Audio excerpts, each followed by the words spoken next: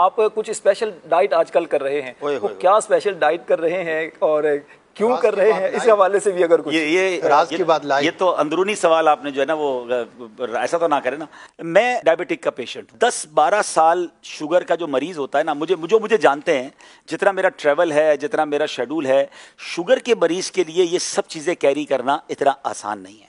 मगर मेरे साथ हुआ ये कि मैं पहले तो ठीक चलता रहा, मगर अब से 6 महीने यानी 1 साल पहले से मेरी शुगर ने इंक्रीज करना शुरू किया और मैं अल्हम्दुलिल्लाह उसको प्रॉपर्ली चेक करता रहा और 6 महीने पहले मेरी शुगर जो है वो काफ़ी ज़्यादा हो गई। अब मैं कंफ्यूज था कि मैं मीठा नहीं खा रहा हूँ और बहुत कम खा रहा हूँ और मैं अपनी डाइट को कंट्रोल भी कर रहा हूँ, मैं ज़्यादा भी नहीं खा रहा, लेकिन मैं अपनी शुगर को पकड़ नहीं पा रहा था और वो कंटिन्यू बढ़ती जा रही थी।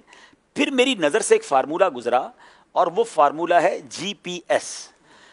अब इसके ये फार्मूला क्या है, तमाम खास तौर पे शुगर के जो पेशेंट्स हैं और जिसको शुगर नहीं है वो भी ज़रा गौर से सुन लें, जिनका वजन ज़्यादा है, जो ब्लड प्रेशर की मरीज़ हैं या कोलेस्ट्रॉल के मरीज़ हैं। मैं सिर्फ अपना तजर्बा शेयर कर रहा हूँ, आप ये तमाम बातें अपने डॉक्टर के मशवरे से अमल कीजिएगा। मैंने अल्हम्दुलिल्लाह तमाम चीज़ों पर न सिर्फ पाकिस्तान के बल्कि बैरून मुल्क के डॉक्टर से भी मशवरे करके इस पर अमल किया और आज मैं आपको नतीजा बताने जा रहा हूँ।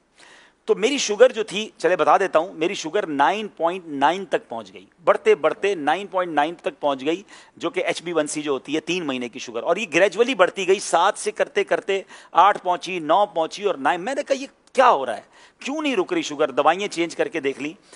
तो फिर वो GPS फार्मूला मेरी नज़र से गुजरा कि शुगर सिर्फ मीठा खाने से नहीं होती है, ये 3 चीज़ें हैं, G for grains, P for potato, S for sugar. ये 3 चीजें अगर आप छोड़ दें तो आप बगैर दवाई के शुगर पे काबू पा सकते हैं। मैं ऐसे कई लोगों को जानता हूं कि जो पहले 2 दवाइयां खाते थे, फिर उनकी शुगर 2-5 साल बाद दवाइयों ने असर खत्म किया, वो 4 टैबलेट पे पहुंचते हैं, फिर दवाइयां असर खत्म करती है, वो इंसुलिन पर पहुंचते हैं और एक वक्त आता है कि उनकी 25-30 साल पुरानी शुगर के बाद इंसुलिन भी काम नहीं करती है और फिर बेचारे आजा कटते हमने लोगों के देखे।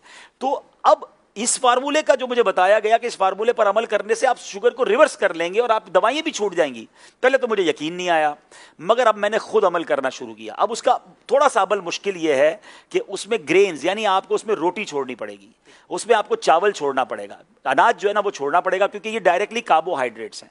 मुझे पता चला कि एक रोटी 4 चीनी जितना अंदर जाके काम कर रही है, वो चीनी नहीं है उसमें, लेकिन वो अंदर जाके कार्बोहाइड्रेट्स उतने बना रही है। अगर आपने 2 या 3 रोटियां खा ली हैं तो आपने 12-15 चम्मच शुगर खा ली समझ लें, और तो शुगर कहां से कम होगी।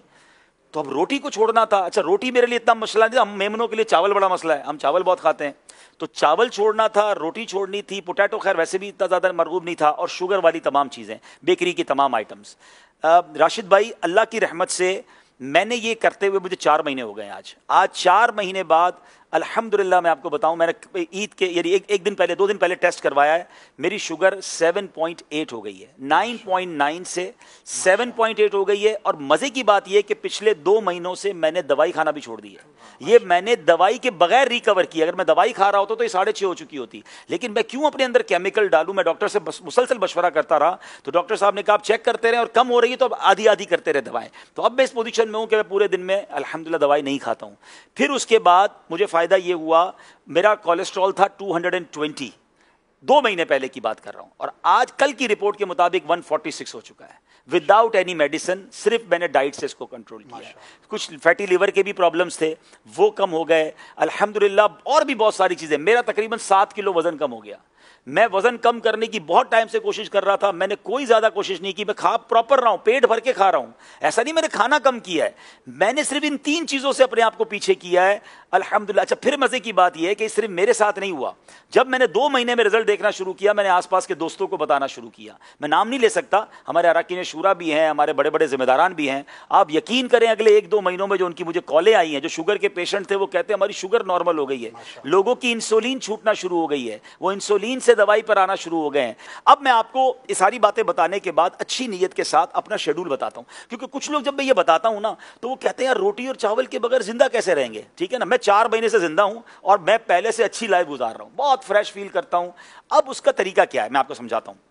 पहले तो जब तक आप इसको साइड पे करेंगे ना तो फिर आपको चीजें बहुत सारी नजर आना शुरू हो जाएंगी। पहले तो हमें नजर ही एक ही चीज आती है ना कि भाई 3 रोटियां खानी है रोज की या 2 प्लेट चावल खाने हैं।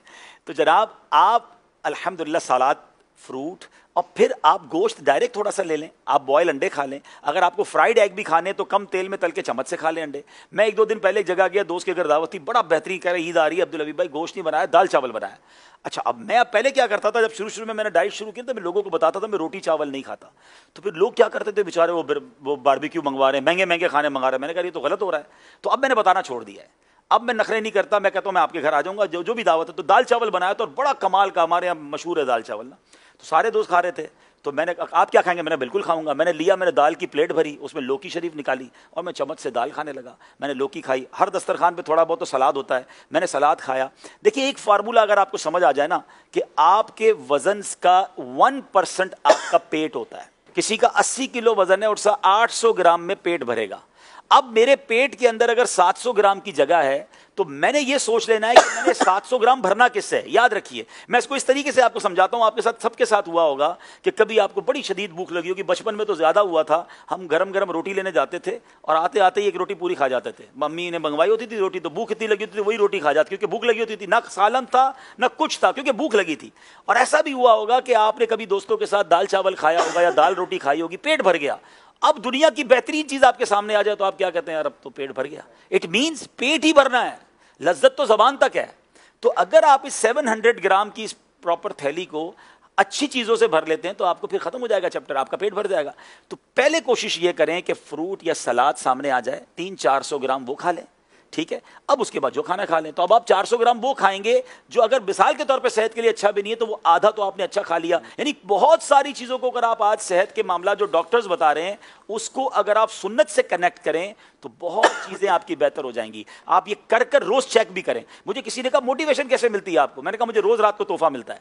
कहते कैसे, मैंने कहा मैं रोज पूरा दिन गुजार के सोने से पहले खाने के 2 घंटे बाद शुगर चेक करता हूं और मुझे पता चलता है कि मेरी पूरे दिन की डाइट में बगैर दवाई पिए मेरी शुगर नॉर्मल है। मैं अगले दिन के लिए फिर तैयार हो जाता हूं कि मैंने इंशाल्लाह ये चीज़ें नहीं खानी है, और अल्हम्दुलिल्लाह मैं इसका नतीजा देख रहा हूं। तो अच्छी नीयतों के साथ खैरुन्नासी मन यनफ़उन्नास, लोगों में अच्छा वो है जो दूसरों के लिए भी अच्छा बने। तो मैं जो अपने लिए अच्छा समझ रहा हूँ आपको बताया है।